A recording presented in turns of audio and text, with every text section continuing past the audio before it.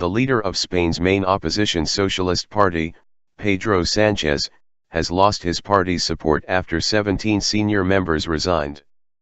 Party representatives hope to force Mr Sanchez out after his failure to form a coalition government. A socialist lawmaker told AFP news agency that party leadership must now be dissolved and passed on to a caretaker administration. Out of the 35-member executive committee, 19 have quit. Without a majority, an interim leadership must take over the party. Spain has been in a political deadlock for the past 9 months. The results of a general election on December 20, 2015 left a hung parliament. The majority Popular Party has faced the challenge of forming a coalition government, but Socialist leader Mr Sanchez has repeatedly blocked their attempts. In attempt to break the stalemate, a second election was held on July 26, 2016, but no party won an absolute majority.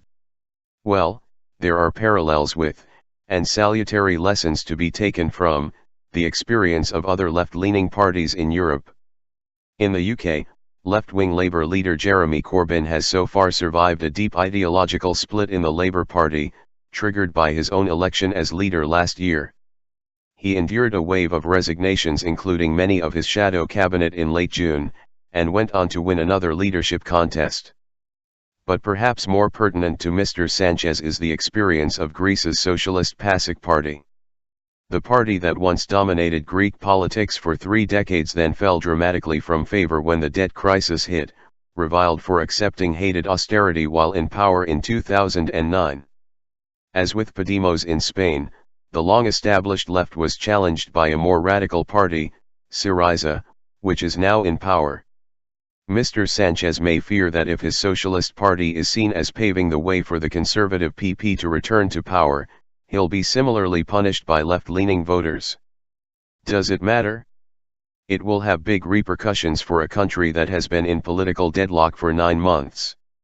The Socialists are Spain's second largest party, and won 85 seats compared with the PP's 137 in elections in June. With more than half of its 35-member executive resigning, the Socialists could end up rudderless at a crucial time. Parliament has until the end of October to decide whether to back a conservative-led Popular Party minority government. If not, Spain's stalemate will last 12 months and a third general election will take place in December. How long can a country last without an elected government? For a long time, if Belgium is to be taken as an example. A political deadlock there lasted for 541 days. The situation led to demonstrations and pressure from financial markets and ratings agencies. Spain, the Eurozone's 4th biggest economy, is still recovering from the 2008 to 2013 double-dip recession, known there as La Crisis. Prolonged political deadlock could bring uncertainty to investors and eventually slow the country's recovery, something that Spaniards, and politicians, surely want to avoid. It is thought that the uncertainty in Belgium only came to an end after the ratings agency Standard & Poor downgraded the country's credit rating, making it more expensive for Belgium to borrow money.